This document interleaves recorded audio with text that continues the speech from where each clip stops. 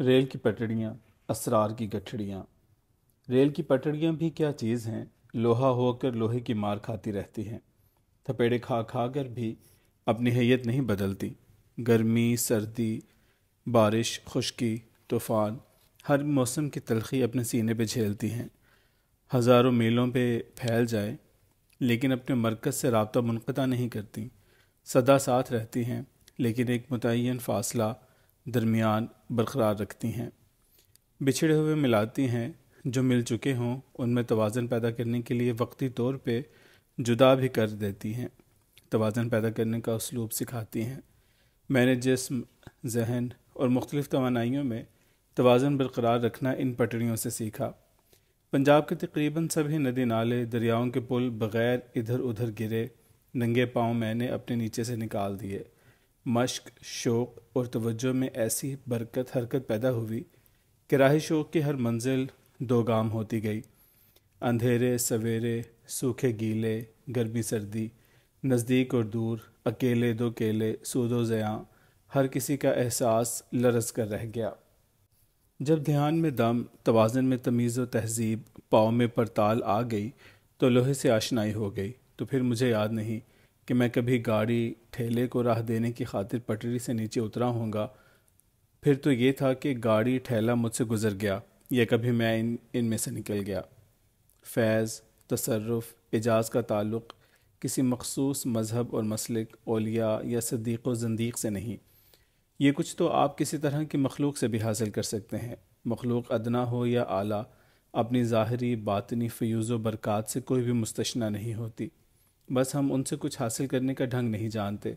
سودا کھرا ہونا چاہیے، دکان کہاں ہے، دکاندار کون اور کیا ہے، یہ نہیں دیکھا جاتا۔ سونا سونا ہے، چاہے وہ پہاڑ سے نکلے یا صحرا دریا سے۔ علم، عقل و دانش، فن و ہنر کسی ملت اور مذہب سے تعلق نہیں رکھتے۔ جو ان کی قدر کرے، ان کے حصول کے لیے محنت کرے، آگے بڑھ کے استفادہ حاصل کرے، چھلکتی ہوئی مینا اس کی ہے۔ فیض و اعجاز و تصرف کے معنی بھی یہ ہیں کہ کسی بزرگ، بچے، بیوقوف، عقل مند یا کسی اور مخلوق سے ایسا علم و عمل، عقل و بینش اور عرضی و افلاکی دانش حاصل ہو جس میں طالب اور وظیفہ ہائے دین و دنیا اور انسانیت کے لیے سود مند فلاحیت موجود ہو۔ اب فیض حاصل کرنے کی یہ شرط نہیں کہ جس سے آپ لینا چاہتے ہیں وہ مسلمان ہی ہو۔ اگر ایسا ہی ہوتا تو آج علم و دانش اور کسب و ہنر کا دائرہ ایسا وسیع نہ ہوتا۔ اہل مغرب نے پیشتر علوم و فنون اہل عرب و فارس سے سیکھے۔ آج کی سائنس نے اپنی ترقی و ترویج کے تمام اساسوں کا بنیادی مسالہ اہل مشرق اور مشرق وسطیٰ کے حکمت دانوں، حیت دانوں، ریاضی دانوں، منجموں اور شاعروں سے مستعار لیا۔ الہامی کتابوں اور خاص طور پہ قرآن پاک سے استفادہ کیا۔ انبیاء، پیغمبروں، رسولوں اور اولیاء کرام کی سیرتوں، اقوال، فرمانوں اور معجزوں، کرامتوں سے حاصل کیا۔ ایسے ہی ہمارے اکابرین نے بھی اہل یہود، نصار اور اہل ہنود سے عصری علوم حاصل کیے، جن میں بالخصوص میرے روحانی مرشد حکیم الامت بھی شامل ہیں۔ میری خوش نصیبی کہ مجھے بھی چندہ غیر مسلموں سے اکتساب علم کا موقع ملا۔ اس زمن میں میرا پہلا غیر مسلم استاد یہی ایلک جوزف تھا، جو اس مرے کالج کی اسی کلاس اور بینچ پہ بیٹھتا اور پڑھتا لکھتا تھا جدھر میرے مرشد کبھی بیٹھا اور پڑھا کرتے تھے کہ اس زمانے میں یہاں 95% پرنسپل، پروفیسرز، لیکچرار انگریز، ہندو، عیسائی اور سکھ ہوا کرتے تھے۔ مسلمانوں کی تعداد آٹے میں نمک کے برابر تھی۔ ایک اور باریک سی بات جو بدیر سمجھ میں آئی کہ استاد کی طرح شاگرد بھی نصیبوں سے ملتا ہے، اور یہ کہ طرفین خود بخود ایک دوسرے کو تلاش کر لیتے ہیں۔ ان کی پہلی ملاقات عام حالات میں نہیں ہوتی، کچھ نہ کچھ اور کوئی نہ کوئی عجوبہ لیے ہوئے ہوتی ہے جو بظاہر عمومی، روزمرہ سا لگتا ہے، مگر نہیں، یہ لمحہ ملاپ اور واقعہ ملاقات بڑا ہی خصوصی ہوتا ہے، باقاعدہ طے شدہ اور نتیجہ خیز۔ اب واپس چلتے ہیں کانگلے پارک اور غازی پور کے درمیان ریل کی پٹڑی پہ، جو سیالکوٹ سے جموں تک میرے ہاتھ پہ قسمت کی لکیر کی طرح بچھی ہوئی تھی۔ یہی پٹڑی میرا ذہنی، جسمانی، اعصابی اور روحانی توازن ترازو کرنے، سمت سیدھی، عزم امیم، نگاہ نظام اور منزل مستقیم کرنے میں معاون اور مددگار ثابت ہوئی۔ اسی کلیسائی استاد نے مجھے یہ بتایا کہ ریل اور اس کے نیچے بچھی ہوئی آہنی پٹڑی کن کن معنوں اور تصوف کے کیسے کیسے استعاروں میں استعمال ہوتی ہے۔ مٹی، پتھر، لکڑی اور لوہا کا ایسا بتدریج ملاپ اور کہیں نہیں ہوتا۔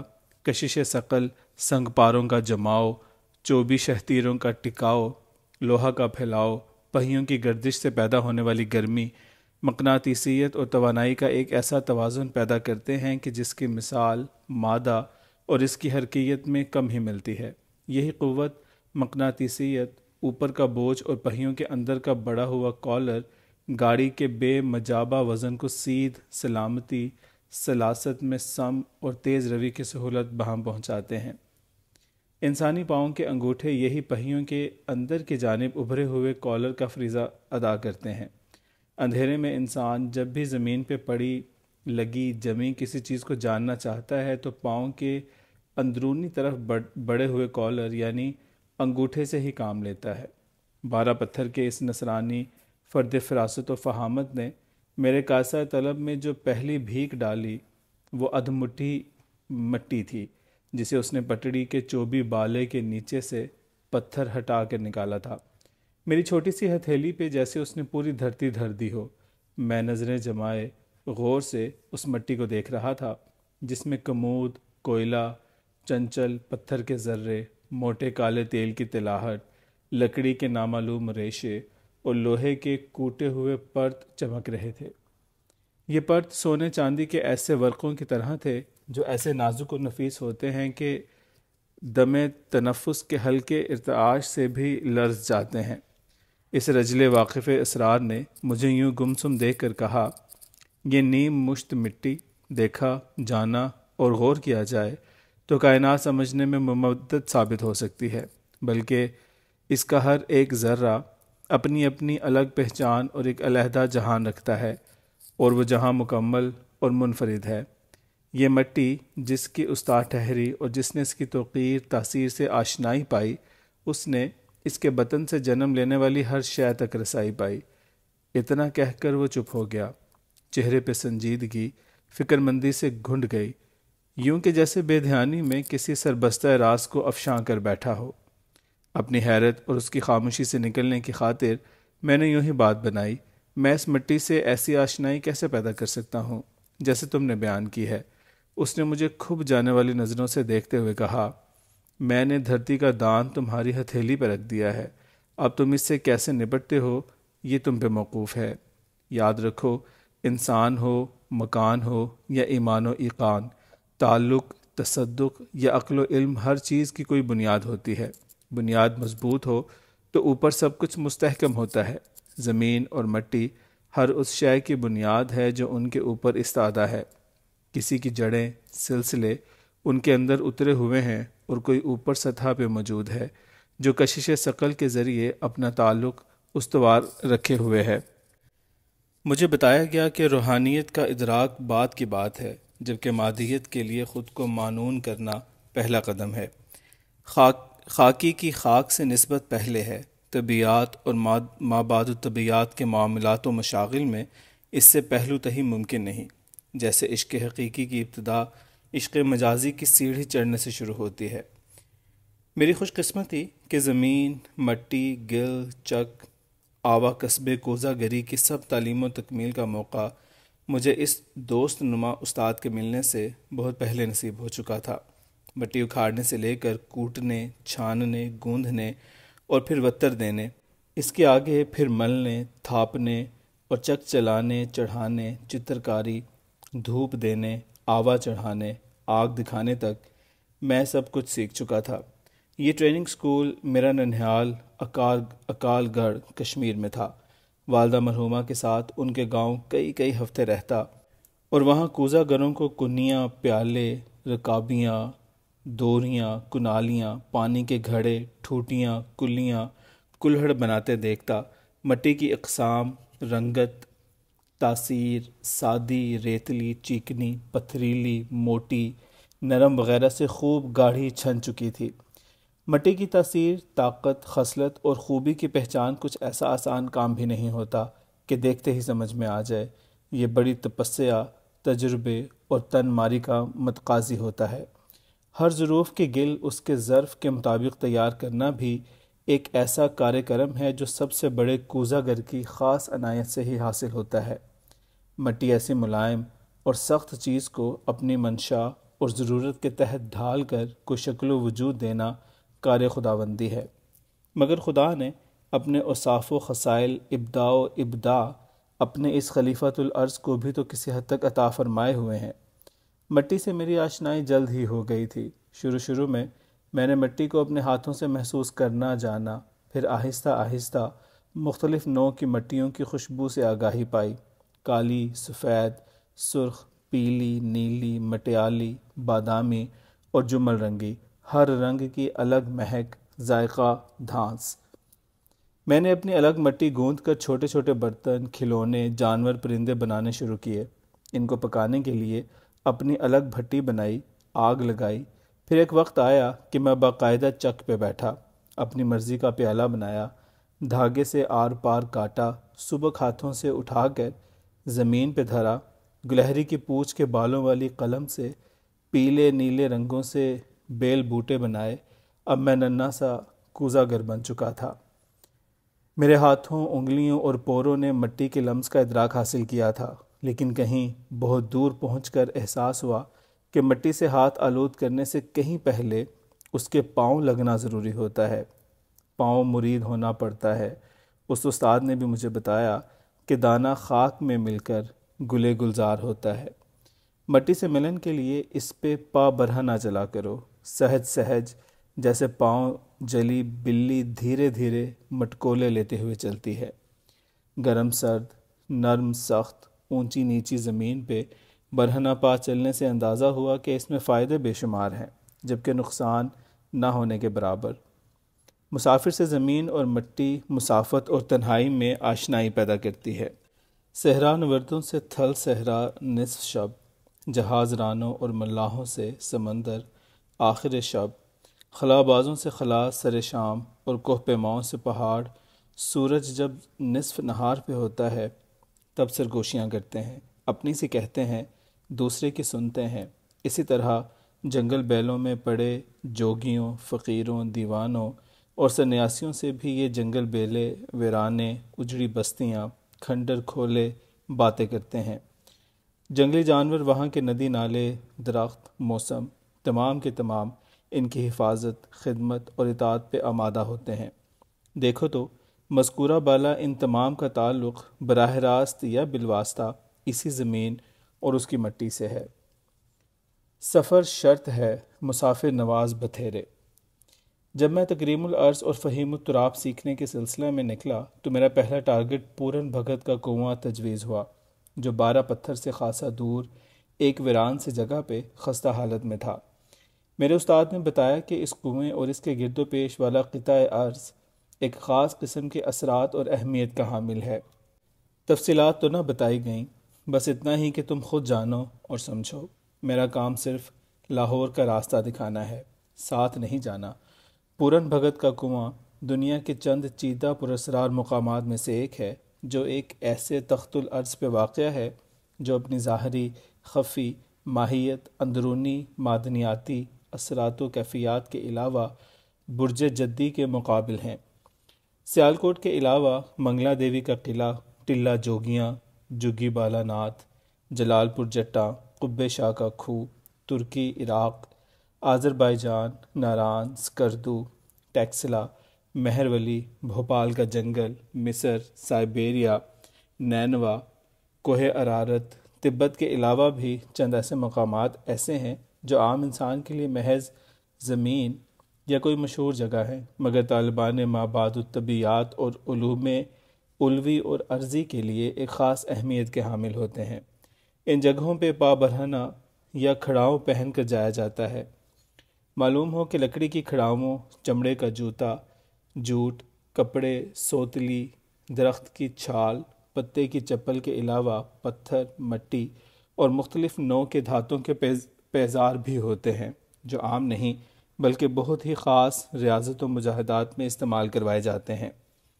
ایسے جوتے بھی پہنوائے جاتے ہیں جن میں کنکر، لوہے کے کیل، میخیں ہوتی ہیں، نم کے فاس اور باگڑے کے کانٹے دار بیج بھی۔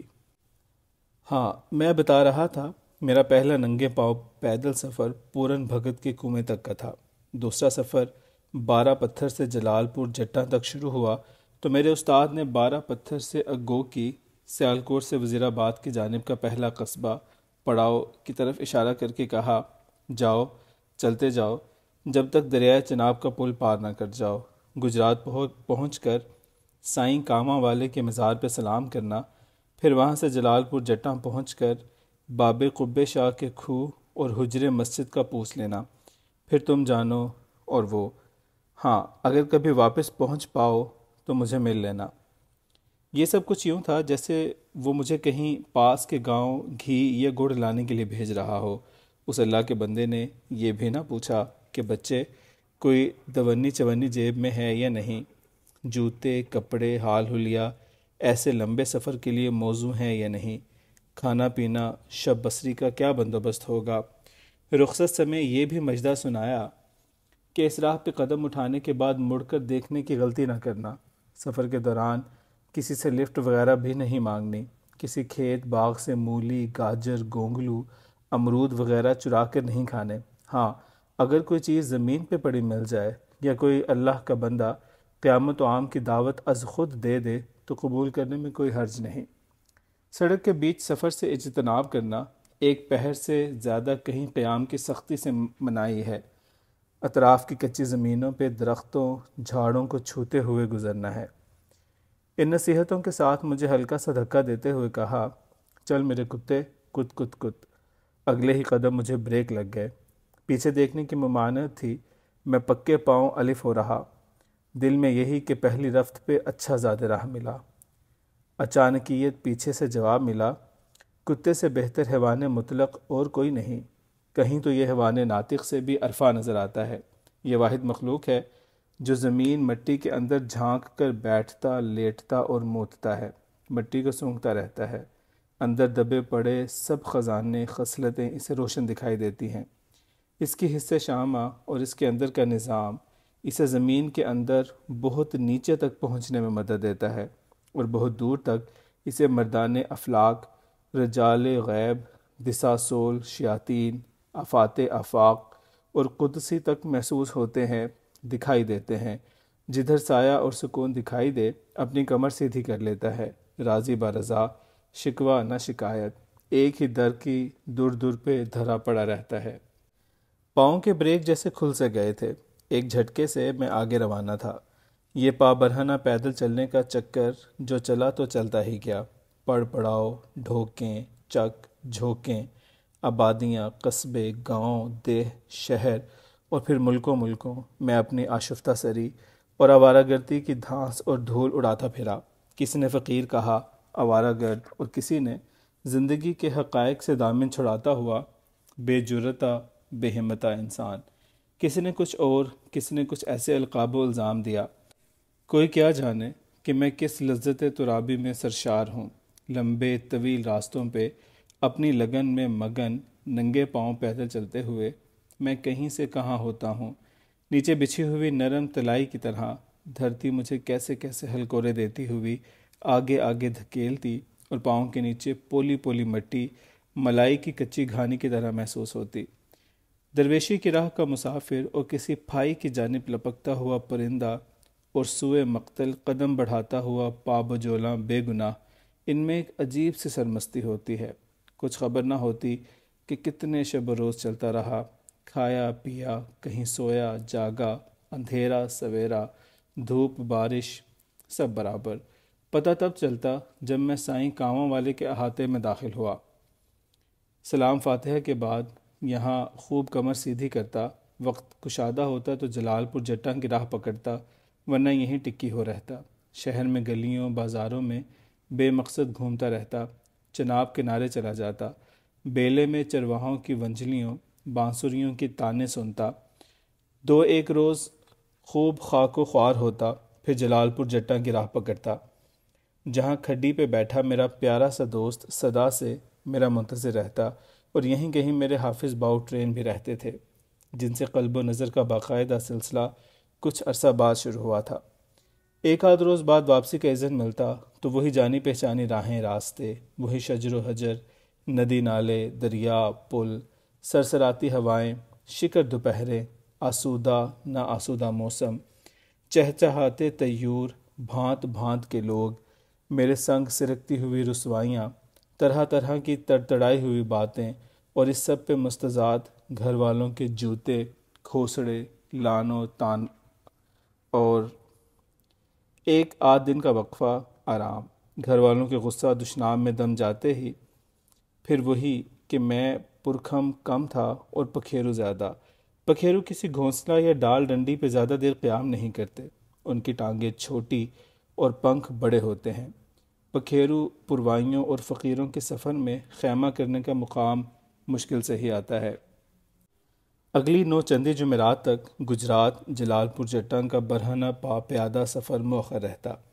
اس دوران میں اپنے حسن آوارگی کی مشاطگی میں جٹا رہتا یا پھر اپنے اس عیسائی دوست استاد کے ساتھ مختلف مشاغل میں رہتا۔ زیادہ تر ہم کانگلے پارک کے مقابل جموں جانے والی ریلوے پٹڑی پہ آمنے سامنے بیٹھ جاتے اور وہ مجھے ایسی ایسی عجیب و غریب پراسرار قسم کی باتیں بتاتا جو میں نے کبھی نہ سنی نہ پڑھی تھیں، جبکہ اب میرا بازار حسن اس طوائف کی طرف بھی نکلنا موقوف ہو چکا تھا جس سے میں پیسے بٹورا کرتا تھا اور جس کے وسیلہ با جمیلہ سے مجھے یہ مرد پراسرار میسر ہوا تھا۔ ایک روز وہ مجھے صحائف آسمانی کے مختلف حوالہ جات سے کائنات، اس سے متعلقہ جہانوں اور دیگر دنیاؤں کے بارے میں بتا رہا تھا۔ کرۂ ارض اور اس کے گرد لپٹے ہوئے گونا گوں جوہری، برقیاتی، شعاعی، بخاراتی لہروں کے جو رنگین دبیز غلاف موجود ہیں، ان میں کیسے کیسے تشرفات پنہاں ہیں، اور ان کا اصل ماخذ سورج کی تمازت اور زمین کی مٹی کے مقناطیسی ذرات ہوتے ہیں۔ اس مٹی کے ذرات کے سالم میں یوں ہلکے اور سریع الحرکت ہوتے ہیں کہ وہ خلا میں ایک غبار کی صورت لہریے لیتے رہتے ہیں۔ یوں لگتا میرے اس دوست کا پسندیدہ موضوع دھرتی تھا، زمین جو ایک منبع مٹی ہے جس میں ریگ، سنگ، پانی اور ہوا بھی کسی حد مد تک شامل ہیں۔ مٹی کے موضوع پہ وہ پہروں بحث کرتا ہوا نہ تھکتا تھا۔ مٹی مٹی اور مٹی، سن سن کر میں خود مٹی کا باوا بن چکا تھا، یہاں تک کہ مٹی نے مجھ پہ دھیرے دھیرے اپنے مزید اسرار و اوصاف کھولنے شروع کیے۔ تب میں نے دیکھا کہ مٹی مجھے یوں لیے پھرتی ہے جیسے پلاسٹک کی تھیلی کے نیچے مقناطیس گھمانے سے اوپر تھالی میں بیرنگ کی گولی حرکت کرتی ہے۔ زمین کے اندر کی سری آشنائیاں اور واشگاف ہوتی گئیں، اس کی باتیں، رویے، اشارے، کنائیے واضح سمجھ میں آتے گئے، اس کی ایک ایک ادا سے نظر و قلب شاد کام ہوئے۔ مٹی مرنے کے بعد دفن کے لیے 2 گز جگہ دیتی ہے کہ زندگی کے لیے دیا ہوا چند مٹھی مٹی کا ادھار جو واپس لینا ہوتا ہے۔ کیسا سودا، دے زندہ لے مردہ مٹی۔ جب دوستی ہو جائے تو زندوں کو بھی اپنے اندر بلا لیتی ہے، خوب خاطر تواضع کرتی ہے، جھولیاں بھر بھر سمراٹ دیتی ہے۔ قارئین، آپ کی نظر سے اس کتاب میں چند ایک ابواب ایسے بھی گزرے ہوں گے جہاں زیر زمین میری کچھ غیر معمولی مصروفیات کا ذکر بھی شامل ہے۔ میرے مشاہدے میں اکثر ایسے مقام بھی آئے کہ میں وظیفہ چہل ارض میں ہوں، ہونے نہ ہونے کی وجدانی کیفیت طاری ہے، دل ڈبکی میں دماغ دما ہوا، فکر فق، چنتا چپ، قیامت کی خالی و ذہنی، میں سوتے میں چلنے والے مریض کی مانند آگے بڑھتا چلا جا رہا ہوں، سیدھ نہ سمت، پتہ نہیں کہاں کدھر نکل آیا ہوں۔ پکی تارکول والی سڑک، نہ دونوں طرف اطراف درختوں کے سائے، کچی راہ، کھیت نہ کھلواڑے، ریڑھے، گڈھ، اور نہ کوئی پاس سے گزرتی ہوئی گاڑی یا بس میں ہی اکیلا۔ کہاں رہا دنیا کا میلہ، عجیب سی انجانی، اندیکھی سنی راہیں، منظر، ہر دکھائی دینے والی چیزیں دیگرے، کچھ بھی ایسا نہیں جو پہلے دیکھے ہوئے سے مماثلت رکھتا ہو، جیسے یہ کوئی اور جہان ہو۔ باغ عدن کے سارے خاکے میرے سامنے، میں مست خرام آگے بڑھتے بڑھتے اچانکیت سے اس نیرنگ سازی سے باہر نکلتا ہوں جیسے کوئی ایک سرے سے داخل ہو کر غار کی کسی دوسری جانب نکل آتا ہے۔ اچانک روشنی اور منظر کے بدلنے سے ایک چونکا دینے والی سراسیمگی کا احساس ہوتا ہے۔ سو ایک زمانہ ہو گزرا کہ میری بھی حالت ایسی ہی رہتی، سفر ہجر دونوں صورتوں میں کہیں سے کہیں نکل جاتا، ظاہری خاکی جسم تو منظر پہ موجود رہتا، مگر بطونی غیر مئی پے کر پہاڑوں، سمندروں، جنگلوں، صحراؤں، دور دراز برف زاروں کی جانب رجوع کر لیتا۔ میں بیک وقت شش جہتی دھیان میں ہوتا، یوں میری حصے متخیلہ ایسی راسخ رسوخ انگیز اور رسیدہ خاطر تھی کہ بس ذرا سے جھکائی لی اور جہاں چاہا نکل لیے۔ کہتے ہیں کہ سفر وسیلہ ظفر ہوتا ہے، مگر دیکھنا یہ ہوتا ہے کہ سفر کے چلے ہوئے کارتوس کا اصل ہدف کیا تھا، نشانہ کی مشق یا کسی کی ہلاکت خیزی، جان و مال کی حفاظت، سربلندی، حق و صداقت، محض دنیا کے مادی وسائل کا حصول، یا پھر کسی روحانی، دینی، قومی تقاضا یا اسوہ اصول۔ میرے اسفار محولہ کسی بھی خاص وجوہ کی بنیاد پہ نہ ہوتے۔ یہ تو میرا جنون آوارگی تھا جو مجھے بارگاہ قدرت سے عطائے خاص ہوا۔ بعداً تجربات اور مشاہدات یہ معرفت سمجھ میں آئی کہ اس سفر میں نہ تو کوئی سنگ میل ہوتا ہے قیام، اور نہ کوئی مقام و منزل۔ ابدیت سفر کو ہے، مسافر کو نہیں۔ جس طالب کا کوئی مطلوب ہو، جس شوق کا کوئی مول ہو، اور جو محبت اور الفت تعلق کی تالی بجانے کے لیے دوسرے ہاتھ کی محتاج ہو، ایسا کچھ فانی جسم کے مانند تو ہو سکتا ہے، کسی روح کی طرح حق امر نہیں ہو سکتا۔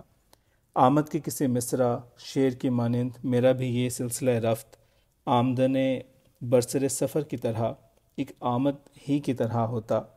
انہیں اتفاقی، حادثاتی، جبری یا تعیناتی بھی کہا جا سکتا ہے۔